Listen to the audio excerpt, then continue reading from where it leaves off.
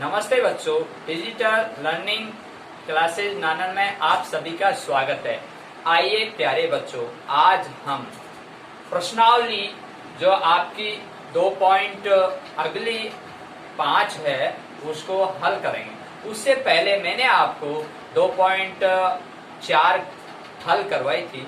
उसमें आपने किस प्रकार के सवाल थे उनको आपने विस्तार से समझा और हल किया।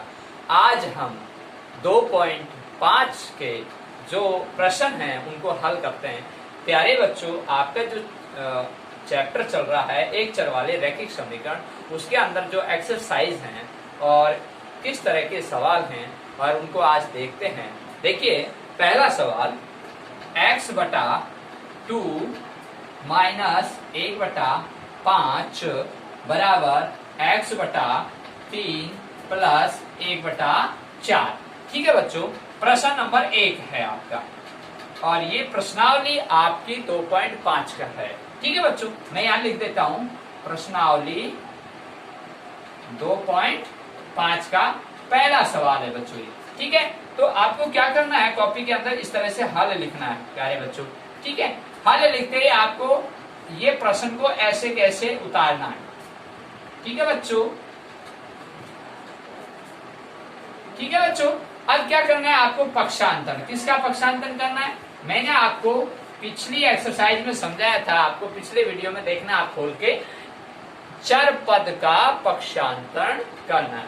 तो चर पद बच्चों ये रहा है ना, x/2 x/3। तो वहां क्या था, 2x था, 3x था। यहाँ बच्चों हंस बटे हर के रूप में प्राप्त हो रहा है। तो यहाँ चर पद का पक्षांतरण कर रहे हैं। x/2 है, इधर इसको लाएंगे तो माइनस हो जाएगा।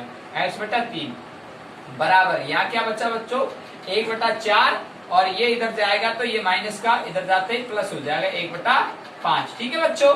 अब देखिए, अब हम क्या करेंगे, एलसीएम लेंगे, है ना।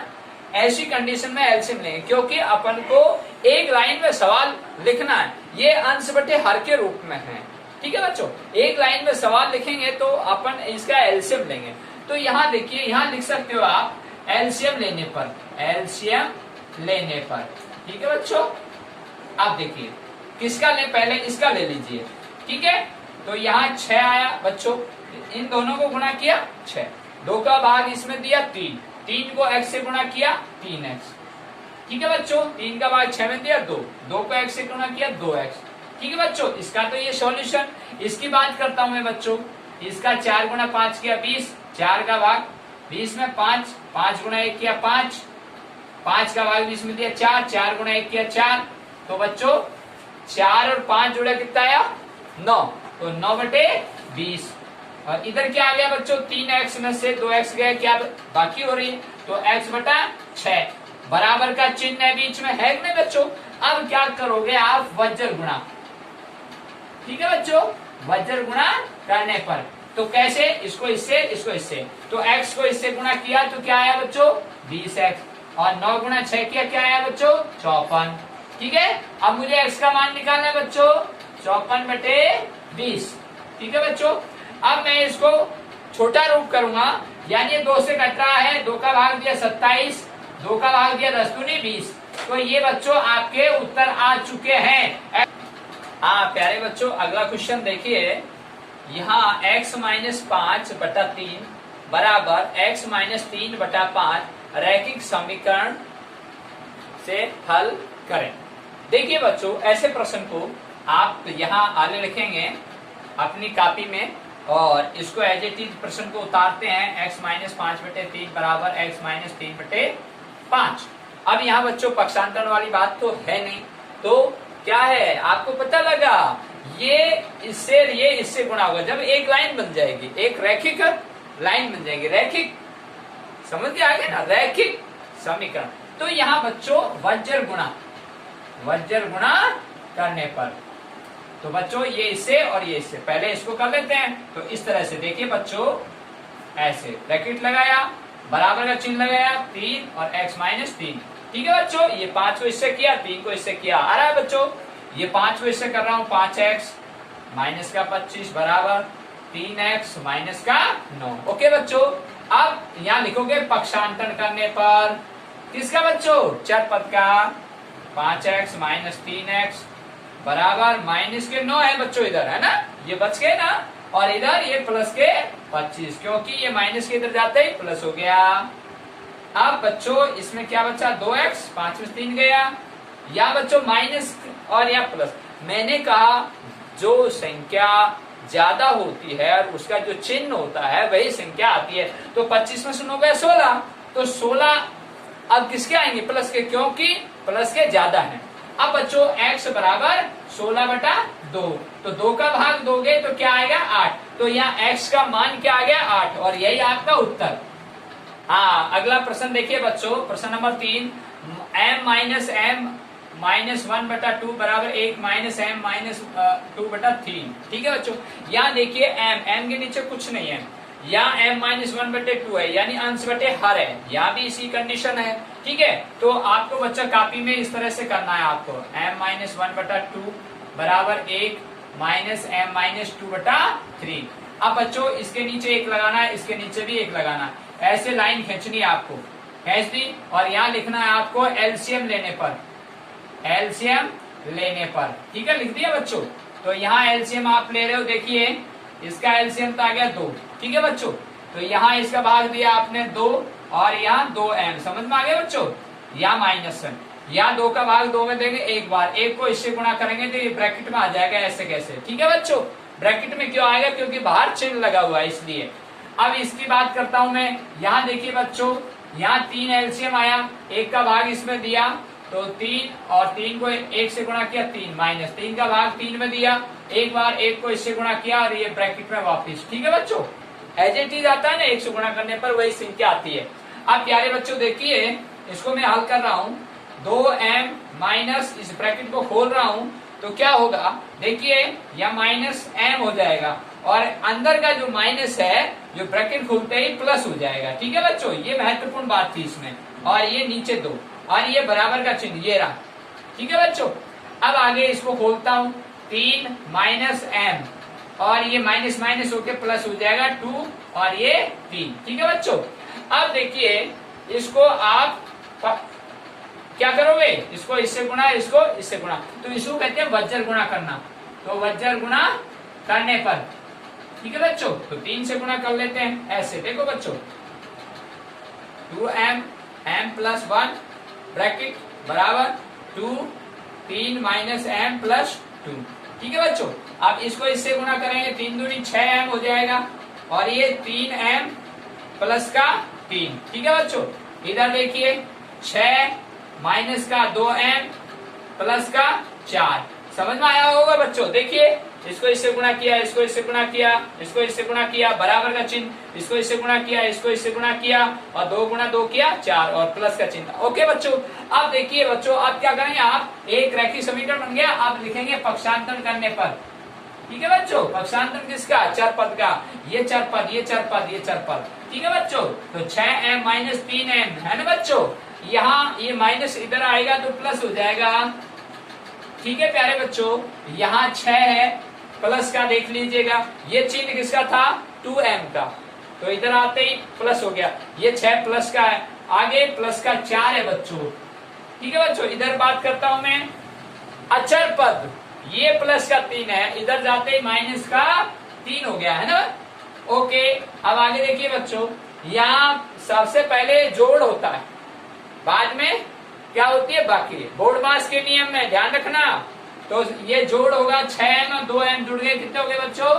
8m माइनस के 3m बराबर, यहाँ 10 और माइनस का 3। ओके, अब देखिए 8m 3m गए, कितने? 5m बराबर कितना है बच्चों? 7।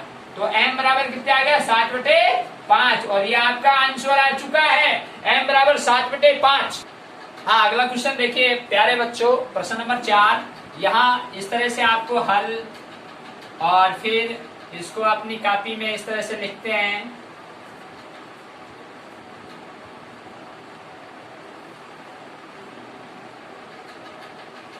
ठीक है प्यारे बच्चों, क्या लिखा? 15 कोष्टक y माइनस 4 कोष्टक माइनस 2 कोष्टक y माइनस 9 कोष्टक प्लस 5 कोष्टक y प्लस 6 कोष्टक बराबर 0। ओके, अब देखिए कोष्टक का मतलब क्या है प्यारे बच्चों, गुणा करना। तो ये इससे गुणा होगा, तो यहाँ 15y 15 चौकू 60 माइनस 2y। अब बच्चों ये ध्यान रखने की बात ये थी, यहाँ बाहर माइनस है अंदर माइनस है, तो जब कोष्टक खुलता है तो माइनस माइनस गुणा होता है, तो गुणा हुआ तो चिन्ह क्या हो गया प्लस। ओके, माइनस माइनस गुणा होके चिन्ह क्या हो गया प्लस, ये ध्यान रखने की बात है। 9 दूनी 18, फिर प्लस के 5y, ये से गुणा हो गया, प्लस प्लस गुणा होके प्लस आ गया बच्चों। ठीक है, अब देखिए 5 6 की 30 और बराबर क्या है 0। ओके बच्चों, अब देखिए अब यहाँ पक्षांतरण वाली बात देखिए क्या होगा। पक्षांतरण वाली बात, यहाँ 15y माइनस 2y प्लस के 5y, ठीक है, और पक्षांतरण किसका हो रहा है, अचर पद का। पक्षांतरण करने पर अचर पद देखिए बच्चों 15y माइनस का 2y प्लस का 5y और बराबर में 0 है ना। अब मैं अचर पद का पक्षांतरण कर रहा हूं, अचर पद माइनस के 60, तो इधर गया प्लस का 60, आगे प्लस का 18, इधर गया माइनस का 18, इधर देखिए प्लस का 30, इधर गया तो माइनस का 30। ये ध्यान रखने की बात है, बराबर में आप पक्षांतरण कर रहे हो तो चिन्ह बदल जाते हैं, माइनस है तो प्लस और प्लस है तो माइनस। देख लीजिए आपके सामने। अब देखिए बोर्डमास के नियम के अनुसार सबसे पहले क्या होगा, प्लस जुड़ेगा 15y 5y जुड़ गए 20y और माइनस का 2y बराबर, यहाँ देखिए प्यारे बच्चों 0 प्लस का है 60 प्लस का है तो जुड़ गया 60 और माइनस माइनस जुड़ गया तो कितने आ गए, और माइनस का चिन्ह रहता है, ध्यान रखना, माइनस का 48, माइनस माइनस जुड़ता है तो माइनस का चिन्ह रहता है, और देख लीजिएगा। ठीक है बच्चों, अब 20y में से 2y गए, कितने आ गए 18y, कितने आ गए बच्चों 18y बराबर 60 में से 48 गए, कितने आ गए बच्चों, देखो ऐसे घटा लो आप, यानी ये 50 है, 50 के नजदीक है ना, तो 2 ही तो घटे, और फिर 60, फिर 50 के बाद में 60 10 का अंतर, तो 10 तो 12, तो सीधा सा आंसर। तो y बराबर क्या आ गया 12/18। अब इसका छोटा रूप भी आप कर सकते हो। छोटा रूप कैसे, यानी 3 का भाग देके, 3 का भाग दिया 4 तिया 12, 3 का भाग दिया 6 तिया 18, अब 2 का भाग दे लो इसमें, 2 दूनी 4 3 दूनी 6, तो 2/3 इसका आंसर आ चुका है बच्चों। प्यारे बच्चों अगला क्वेश्चन, प्रश्न नंबर 5। इस प्रश्नावली के जो सवाल हैं आपको मैंने लगभग सभी करवा दिए गए हैं। अब इसको विस्तार से समझते हैं। ये सवाल थोड़ा अलग है, दशमलव वाला है, 0.25 है बच्चों, ये दशमलव का चिन्ह है।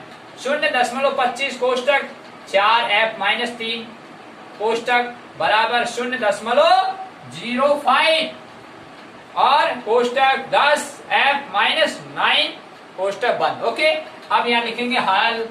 ठीक है बच्चों, तो वापिस प्रश्न को, ठीक है बच्चों, इस तरह से, ठीक है बच्चों। अब देखिए इस कोष्टक को हल करने पर, यहाँ लिखो कोष्टक हल करने पर, कोष्टक हल करने पर, कोष्टक हल करने का मतलब क्या है, ये कोष्टक खुलेगा तो गुणा होगा।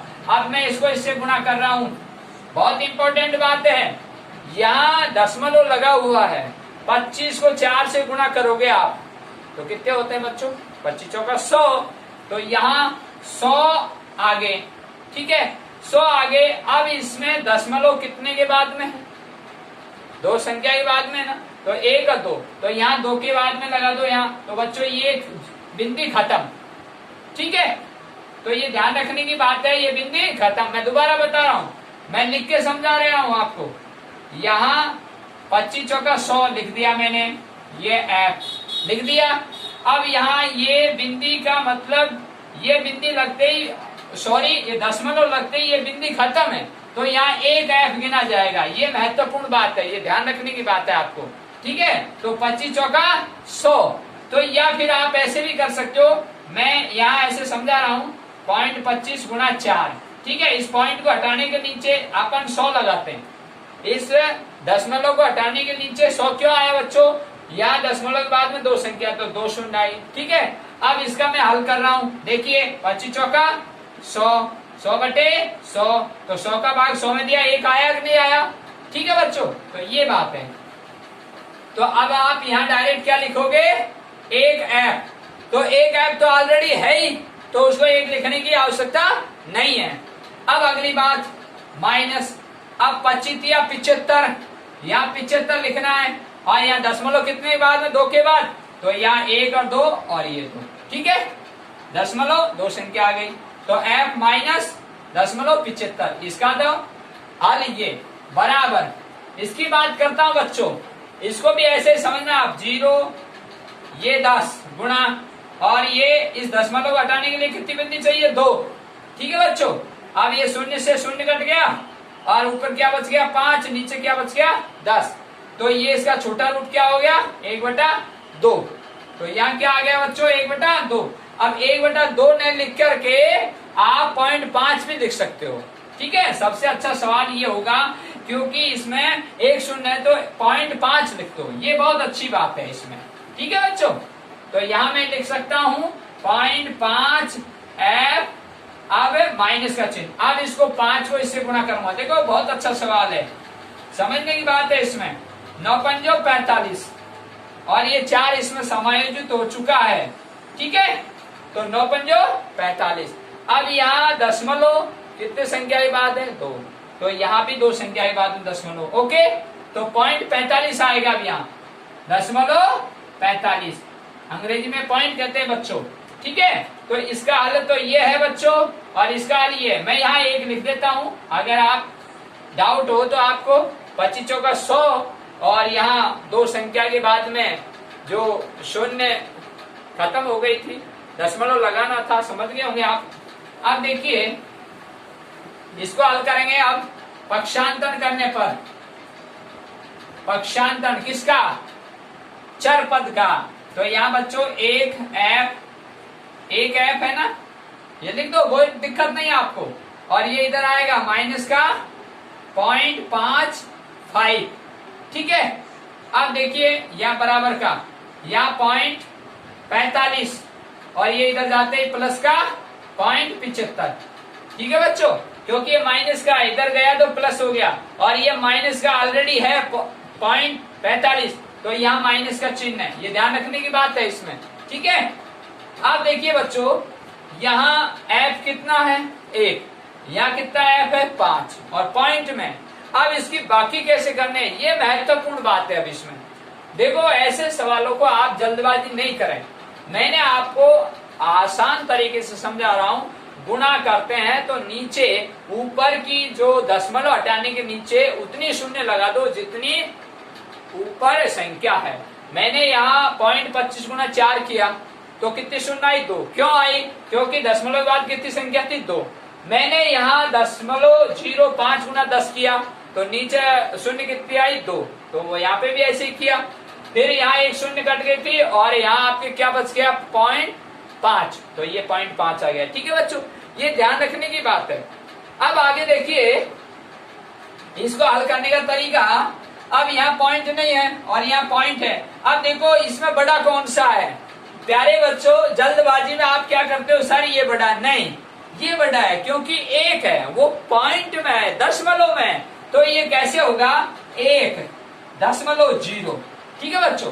अब दशमलव के नीचे दशमलव लिखो ऐसे, और ये 5 इस तरह से, ठीक है। तो दशमलव के पास में क्या 5, दशमलव से पहले तो नहीं है ना, तो ये समझ में आया ना। अब इसकी बाकी होगी यहाँ ये 5, तो क्या आ गया 10 में से 5 गए 5, लेकिन 0.5, ये ध्यान रखने की बात, क्योंकि पॉइंट से पॉइंट उतर गया, 0 में से 5 गया 5 और असल के 1 लगे, 1 से खत्म, 0 आ गया, तो 0.5, तो बात वही आई ना। तो आप समझ में आओगे आप, तो इसका क्या आ गया आंसर 0.5 f, ये आया, ठीक है बच्चों। अब ये बराबर का चिन्ह है या माइनस 0.45 है, ठीक है, ये लिख रखा -0.45 माइनस का चिन्ह और दशमलव 45 प्लस कैसे आया, इसको इधर ट्रांसफर किया आपने। अब इनको क्या करना है, प्लस माइनस है तो बाकी होगी, लेकिन चिन्ह किसका आएगा, प्लस का। क्यों आएगा, क्योंकि प्लस के ज्यादा है। अब देखिए बच्चों, तो इसको ऐसे करना है, दशमलव 75 दशमलव 45, इसकी बाकी कर दो 0 और ये 3 और ये दशमलव, समझ में आ गई बच्चों, दशमलव 30। तो यहाँ क्या आ गया, दशमलव 30। चिन्ह किसका आएगा, प्लस का, क्योंकि प्लस के ज्यादा है। ओके, अब मुझे क्या करना है, एफ का मान निकालना है ना। तो एफ का मान निकालना है तो दशमलव 30 और नीचे दशमलव 5। ठीक है बच्चों, अब बहुत महत्वपूर्ण बात आ चुकी है। बच्चे क्या करते हैं, सवाल को जब हल करते हैं तो ध्यान रखने की बात है, दशमलव यहाँ लिखा हुआ है, दशमलव यहाँ लिखा हुआ है। अब यहाँ दशमलव 2 संख्या है, यहाँ दशमलव के 1 ही संख्या है। अब मैं इसमें भाग दूंगा, ठीक है, मैं यहाँ भाग दूंगा इसका 5 का भाग 30 में। साधारण विधि बता रहा हूँ, आपको ध्यान देना। तो पहली बात तो आप ऐसे करें, इस दशमलव हटाने के लिए ऊपर बिंदी आएगी 10 एक बिंदी, और इस दशमलव हटाने के लिए नीचे कितनी बिंदी आएगी, 2। ठीक है, अब ये बिंदी हट गई, ये बिंदी हट गई और ये चीज रह गई आपके पास में, और यहाँ बीच में गुणा का निशान। ठीक है बच्चों, अब यहाँ 5 का भाग इसमें दे दो 6 बार। कितनी बार गया, 6 बार, 6 पंजो 30। अब ये बिंदी से ये बिंदी कट गई बच्चों, कट गई। अब यहाँ बिंदी कितनी बच गई, 1। तो यहाँ एक संख्या के बाद में दशमलव लगा सकते हो आप, वही बात आ गई। तो यहाँ f बराबर 0.6, यानी 10 का भाग इसमें देना है तो 0.6। तो ये इसका उत्तर हो चुका है आपके प्यारे बच्चों। हाँ प्यारे बच्चों, अब अगली प्रश्नावली है आपकी 2.6। इस प्रश्नावली में जो सवाल है मैं उनको समझाने की कोशिश कर रहा हूँ। जो अगर सवाल शेष रह जाते हैं और आपसे हल नहीं होते हैं तो आप डिजिटल लर्निंग क्लासेस नानन के कमेंट बॉक्स में लिखकर आप भेज सकते हैं, मैं उनका तुरंत समाधान करूंगा। अब प्यारे बच्चों, यह प्रश्न देखिए, 8x - 3/3x = 2 है। ठीक है, तो बच्चों ऐसे सवालों को कैसे हल करते हैं, बहुत ही इजी है। तो यहाँ लिखे हल। तो प्रश्न ये था 8x - 3/3x = 2 का समीकरण हल करें, समीकरण हल करें, ये प्रश्न था प्यारे बच्चों। तो हल लिखते हैं, तो 8x - 3/3x = 2। तो इसके नीचे तो यहाँ लिखोगे बच्चों वज्र गुणा करने पर। ठीक है बच्चों, इसको इससे, इसको इससे, तो इसको इससे करता हूं तो 8x - 3। ठीक है बच्चों, और यहाँ 3x गुणा 2।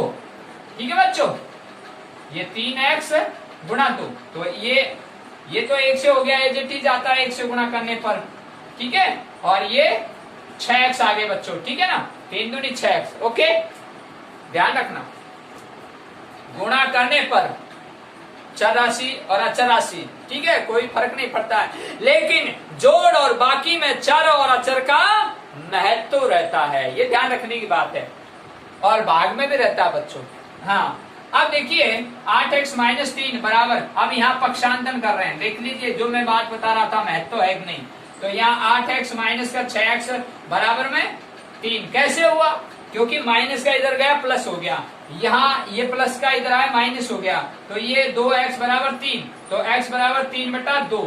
तो ये है x का मान आ चुका है 3/2।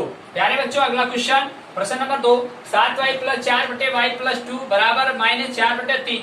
तो यहाँ लिखेंगे हल बच्चों, और यहाँ 7y + 4/y + 2 बराबर -4/3। यहाँ लिखेंगे वज्र गुणा करने पर। ठीक है बच्चों, वज्र गुणा, तो इसको इससे, इसको इससे, तो यहाँ 3 कोष्टक 7y + 4 और बराबर -4 कोष्टक में y + 2। बहुत महत्वपूर्ण बात है चिन्ह की। अब देखिए पहले इसको हल करते हैं, 3 × 7 किया 21, y + 12। ओके बच्चों, यहाँ ये माइनस है 4y, ठीक है, माइनस से y गुणा किया माइनस, और 4 से y गुणा किया 4y। ठीक है, समझ में आ गया, -4y आ गया। अब माइनस प्लस, पहले ये गुणा होगा, माइनस प्लस गुणा करने पर माइनस आता है, और 4 × 2 करने पर 8 आता है। ठीक है बच्चों, ये ध्यान रखने की बात है। अब यहाँ लिखोगे पक्षांतरण करने पर किसका, चर पद का। तो यहाँ 21y इधर आ गया ये प्लस का 4y, ठीक है बच्चों। और यहाँ माइनस का 8y लिखा हुआ है और इधर जाके ये माइनस का 12, ठीक है बच्चों। यहाँ माइनस का 8 लिखा हुआ है और ये प्लस का इधर जाता ही माइनस हो गया। अब ये देखो बच्चों, ये 25y हो गया, जुड़ गया, और ये माइनस माइनस जुड़ता है लेकिन चिन्ह माइनस का आता है, तो ये 20y हो गया, ठीक है बच्चों। तो y बराबर माइनस का 20/25। अब ये छोटा रूप कर लो, इसका 5 का भाग दे लो, तो y 5 का भाग इसमें दिया 20 में, कितनी बार, 5 का भाग 20 में दोगे 4 बार, ठीक है। 5 का भाग 25 देखो 5 बार। अब बहुत महत्वपूर्ण बात ये थी, ये चिन्ह है, ये चिन्ह कटा नहीं है, तो ये चिन्ह हमेशा साथ में आता है, तो माइनस के 4/5। हाँ प्यारे बच्चों, अगला क्वेश्चन देखिए, बहुत ही अच्छा प्रश्न है और ये कंपटीशन में पूछा जाता है। जब आप 8वीं पास करके 9th में आओगे, 10th में, 11वीं 12वीं जब आप एग्जाम दोगे, ऑल कंपटीशन, मैथमेटिक्स बहुत महत्वपूर्ण है, इसकी बेसिक नॉलेज अनिवार्य है। जब आपकी बेसिक मजबूत हो जाएगी तो आप उन ट्रिक के माध्यम से कंपटीशन के जो सवाल आते हैं वहां सॉल्व, 1 मिनट का सवाल 1 सेकंड में कर सकते हो। लेकिन कब, जब आपकी बेसिक मजबूत होगी। आइए प्यारे बच्चों, आपकी बेसिक मजबूत करते हैं। हरी और हैरी की वर्तमान आयु का अनुपात 5:7 है। अब से 4 वर्ष बाद उनकी आयु का अनुपात 3:4 हो जाएगा। उनकी वर्तमान आयु ज्ञात कीजिए। समझ में आ गई होगी। बात ये थी कि 2 व्यक्ति हैं, हरी और हैरी, उनकी जो आयु का अनुपात 5:7 है। अब बात आती है 4 वर्ष बाद की, तो 4 वर्ष बाद दोनों की आयु तो बढ़ेगी, तो दोनों की जुड़ेगी, तो दोनों की जब जुड़ेगी तो उनका अनुपात क्या हो जाता है, 3:4। अब बहुत महत्वपूर्ण बात, यहाँ लिखोगे हल, हल लिखने पर यहाँ लिखोगे आप, माना कि हरी की और हैरी की आयु क्या मान लेते हैं, दोनों की x वर्ष, ठीक है। तो ये अनुपात में है, तो अनुपात में है तो फिर हरी की क्या हो गई, हरी की क्या हो गई 5x, ठीक है। फिर हैरी की क्या हो गई बच्चों 7x। या आप ऐसे लिख दो, माना कि दोनों की आयु x वर्ष के रूप में, या माना कि हरी की और हैरी की आयु x वर्ष है, ठीक है बच्चों। अब हरी की जो अनुपात में है, तो अनुपात के सवाल को अपन उसमें करेंगे ना, तो ये देखिए ये 5x और फिर हरी क्या हो गई 7x। अब प्रश्न अनुसार लिखेंगे, प्रश्न अनुसार क्या है बच्चों, 4 वर्ष बाद दोनों ही जुड़ेगी, तो 5x प्लस 4 हो जाती है किसकी, हरी की, और हैरी की भी हो जाती है 7x प्लस 4। दोनों में भाई 4 वर्ष बाद दोनों ही तो बढ़ रहे हैं, ये तो है नहीं कि दोनों नहीं बढ़ रहे, तो दोनों में 4 वर्ष बाद दोनों में 4 वर्ष जुड़ेगी। ये बहुत महत्वपूर्ण बात थी। अब बात ये आ गई, अब मैंने इसको बटा क्यों लिखा, क्योंकि आपके पास 3:4 है, तो अपन आपने पढ़ा होगा 3:4 को 3/4 भी लिखते हैं, और 3/4 को अपन 3:4 भी बोलते हैं। समझ में आ गई होगी बच्चों। तो ये 3:4 या 3/4 एक ही बात है, तो यहाँ बराबर 3/4। समझ में आ गई। अब देखिए यहाँ करोगे आप वज्र गुणा, वज्र गुणा, ये समीकरण हल हो रही है, ये इससे, तो यहाँ देखिए प्यारे बच्चों 4 5x प्लस 4, ये इससे गुणा हो रहा है, बराबर 3 7x प्लस 4। समझ में आया होगा बच्चों। दोबारा बता देता हूँ, माना कि हरी की और हैरी की आयु x वर्ष है, ठीक है बच्चों। हरी की आयु एक्चुअल कितनी हुई, सॉरी यहाँ 5:7 में है, तो इसको अपना प्रश्न बनाएंगे, तो अनुपात में है तो उसको संख्या में लेते हैं, तो 5x हो गई, ठीक है। तो हैरी की कितनी हो गई 7x, मान के चल रहे थे। अब 4 वर्ष बाद दोनों की में जोड़ा अपन ने प्रश्न अनुसार 5x प्लस 4, और हैरी की कितनी है 7x प्लस 4, दोनों की बढ़ रही है, तो दोनों में जुड़ रही है ना। अब बात आती है कि 4 वर्ष बाद का अनुपात क्या हो जाता है 3:4, तो 3:4 को अपन 3/4 भी बोलते हैं और 3:4 भी बोलते हैं, ठीक है। ये समझने की बात है।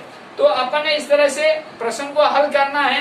तो 3/4, अब इसको वज्र गुणा करेंगे, इसको इससे और इसको इससे। तो सबसे पहले इसको, ठीक है, ये रहा। फिर आपका समीकरण एक रैखिक समीकरण हो जाएगा। अब 4×5 20x प्लस 16 बराबर 7×21x प्लस 12। अब यहाँ लिखोगे बच्चों पक्षांतरण करने पर किसका, चर पद का। देखो 20x माइनस का 21x, ये प्लस का इधर आ गया, प्लस का इधर आते माइनस, बराबर प्लस का 12 है और ये प्लस का इधर गया तो माइनस हो गया, -16। अब प्यारे बच्चों यहाँ देखिए माइनस का x बचा है, 20x में से 21x, संख्या किसकी है, माइनस की, ज्यादा है तो माइनस से चिन्ह आ गया, और क्या बचा x, ठीक है, 1x। अब बराबर यहाँ 12 है या 16 है, संख्या किसकी है, माइनस की, ज्यादा है ना तो 4 आए, माइनस के 4, ठीक है प्यारे बच्चों। अब मैं यहाँ हल करने जा रहा हूँ, देखिए यहाँ x बराबर माइनस का 4 बटे माइनस, तो ये हमेशा माइनस माइनस कट जाता है नीचे से, माइनस के भाग माइनस में 2, माइनस से माइनस कट गया, चाहे आप यहाँ से काट दो इसको, माइनस से माइनस खत्म, माइनस से माइनस खत्म। मैंने इसलिए नहीं काटा प्यारे बच्चों, आप गलती करोगे, माइनस x और माइनस है तो x बराबर माइनस से माइनस कट गया, तो क्या आ गया, x बराबर 4, क्या आ गया, x बराबर 4। हाँ प्यारे बच्चों, यहाँ अपन बोल रहे थे x बराबर 4 आ चुका है, तो यहाँ आगे उत्तर निकालना है अपन को, है ना। तो यहाँ आपने माना कि दोनों की वहाँ x वर्ष मानी थी दोनों की, तो अब अलग अलग निकालनी है, तो हरी की 5 गुना x बराबर क्या है, 4, तो ये हरी की कितनी आ गई, 20 वर्ष, ठीक है बच्चों। और हैरी की कितनी है, 7x, तो x का मान कितना है, 4, तो ये 4, तो यहाँ कितना आ गया, 7 को 28 वर्ष, ठीक है प्यारे बच्चों। मैं इसको थोड़ा ऐसे कर देता हूँ, ये अलग दिखेगा, हरी की, तो यहाँ आपने 5x लिखी, x का मान 4 आया था, 5 गुना 4 20 वर्ष, ये आ चुका हरी की। और हैरी की 7x लिखा था आपने, तो 7 गुना 4, तो 7 को 28 वर्ष, और तो हरी की है 20 वर्ष और हैरी की है 28 वर्ष, और ये आपके उत्तर। प्यारे बच्चों अगला क्वेश्चन देखिए, प्रश्न नंबर 4 प्रश्नावली 2.6 का आखिरी सवाल है, एक परमेय संख्या का हर उसके अंश से 8 अधिक है, यदि अंश में 17 जोड़ दिया जाए तथा हर में से 1 घटा दिया जाए तब हमें 3/2 प्राप्त होता है, तो परमेय संख्या ज्ञात करो। बहुत ही इजी प्रश्न है, परमेय संख्या जिन्हें p/q के रूप में लिखा जाता है। तो आइए बच्चों यहाँ हल लिखेंगे और यहाँ प्रश्न अनुसार हल करते हैं, अंश बटे हर, ठीक है बच्चों। यहाँ अंश बटे हर आपने लिखा, तो अब आपको अंश बटे हर चाहिए, यानी p/q के रूप में है। तो अब देखिए, माना कि अंश x है, माना कि अंश x है संख्या, ठीक है। अब क्या कहता है, प्रश्न अनुसार पढ़ना, प्रश्न अनुसार क्या कहता है बच्चों, अंश बटे हर मैंने पहले लिख दिया है, तो आपको यहाँ एक परमेय संख्या है, हर है, उसके अंश से 8 अधिक है, तो आपको पता नहीं है या अंश और हर क्या है, कुछ पता नहीं है, तो परमेय संख्या पूछी है, तो आपने हल लिखा अंश बटे हर। अब अंश बटे हर में ना अंश का पता ना हर का पता, तो आपको माना कि अंश x, ठीक है, माना कि अंश x है। तो प्रश्न अनुसार मैं कर रहा हूँ, यहाँ अंश x है, तो हर लिखा है, हर उसके अंश से 8 अधिक है, अंश से 8 अधिक है, तो x प्लस 8। अब समझ में आई प्यारे बच्चों, तो अंश बटे हर है, तो x बटे x प्लस 8, अंश बटे हर हो चुका। अब आगे यदि अंश में 17 जोड़ दिया जाए, यहाँ अंश में 17 जोड़ दिया जाए आगे, तथा हर में 1 घटा दिया जाए, ये हर है मैंने पहले लिख दिया, हर में 1 घटा दिया जाए, तो 3/2 प्राप्त, बराबर 3/2 प्राप्त होता है। अब इजी हो गया। अब वज्र गुणा करने पर इसको इससे देखिए प्यारे बच्चों, x प्लस 17 बराबर 3, x प्लस 8 माइनस 1 करूंगा तो क्या आ जाएगा, 7, डायरेक्ट लिख सकते हो ना। अब इसको इससे गुणा कर रहा हूं, 2x प्लस 34 बराबर 3x प्लस 21। समझ में आ गई बच्चों? या 8 ज्यादा थे प्लस के, तो प्लस के साथ आए ना। Okay, don't worry. ये इसे मल्टीप्लाई, इट मीन्स कोष्टक हल हुआ तो ये मल्टीप्लाई हो चुका है, ये एक चर रैखिक समीकरण आ चुका है। अब आपको क्या करना है? चर पद का पक्षांतरण करना है। पक्षांतरण करने पर किसका? चर पद का। ये रे 2x 3x, तो 2x माइनस 3x बराबर बराबर क्या है? प्लस का 21, इधर माइनस के 34। ठीक है प्यारे बच्चों, यहाँ देखिए 2x या माइनस के 3x, तो बड़ा किसका? माइनस का, तो माइनस का x आया कि नहीं आया? यहाँ माइनस के 34 है, यहाँ 21 है, तो क्या आएंगे प्यारे बच्चों? 13। क्या आएंगे? 13। किसके आएंगे प्यारे बच्चों? माइनस के। ठीक है, तो यहाँ माइनस से माइनस कट जाएगा, यानी माइनस का माइनस भाग देते हैं अपन, तो ये कट जाता है, तो यहाँ x बराबर 13। तो यहाँ x क्या माना आपने? क्या माना बच्चों? अंश। तो आपका अंश कितना आ गया? 13। ये 13। अब आपने ये मैं गुणा करूंगा इसको, यह अंश लिखा 13 और हर क्या? x plus 8। ये प्रश्न अनुसार हर अंश उसके अंश से 8 अधिक है x प्लस 8, तो यहाँ x अंश आ चुका है 13, तो 13 प्लस 8 कितने होते हैं बच्चों? 21। तो 13 बटे 21, तो ये परमेय संख्या हुई कि नहीं हुई? अंश बटे हर है कि नहीं है? तो 13 बटा 21 इसका आंसर हुआ। हाँ प्यारे बच्चों, आज हमने जो प्रश्नावली 2.5 और 2.6 हल की है, और उनमें जो प्रश्न आपको समझ में नहीं आए हैं, आप हमारे डिजिटल लर्निंग क्लासेस नानन के कमेंट बॉक्स में लिखकर भेज सकते हैं, उनका मैं आपको तुरंत समाधान करूंगा। प्यारे बच्चों, अब अगला जो चैप्टर है, जो आपका कक्षा 8 की एनसीईआरटी जो बुक्स है, उसके अंदर जो तीसरा चैप्टर है वो चतुर्भुजों को समझना। ठीक है, पहला आपका जो चैप्टर था वो आपने समझा अच्छी तरह से। दूसरा चैप्टर आपका चल रहा था जिसमें 6 प्रश्नावली अभ्यास एक्सरसाइज दी हुई, उनको आपने अच्छी तरह समझा। अब अगला जो चैप्टर आएगा वो है चतुर्भुजों को समझना, वो अपन अगले वीडियो में विस्तार से समझेंगे। प्यारे बच्चों, आप हमारे चैनल को सब्सक्राइब करना न भूलें। सभी बच्चे खुश रहें, मस्त रहें, और जो भी आपकी समस्या है उनका हम तुरंत समाधान करेंगे इसी डिजिटल लर्निंग क्लासेस नानन के माध्यम से।